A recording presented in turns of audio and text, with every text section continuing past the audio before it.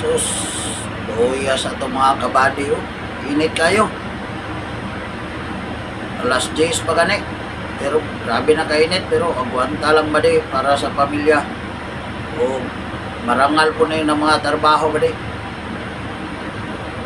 Wala po ni sila mga bade, dili po ni mabuhat ng karsada ni ani pang mga bade. Salot sa magagawang Pinoy mga bade. Oh. Laban lang yun ito ang mga kabady. Oh. At ang inita, sugida pa yun ang gibuhusan mga bade.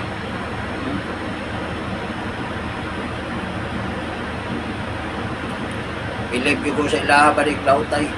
Grabe kainit mga bade. Luya sa itong mga kabady.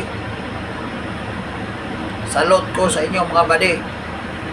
Kung dili mo, wala mo anak, trabaho di mabuhat na itong karsada. Salot sa magagawang Pinoy mga kabady.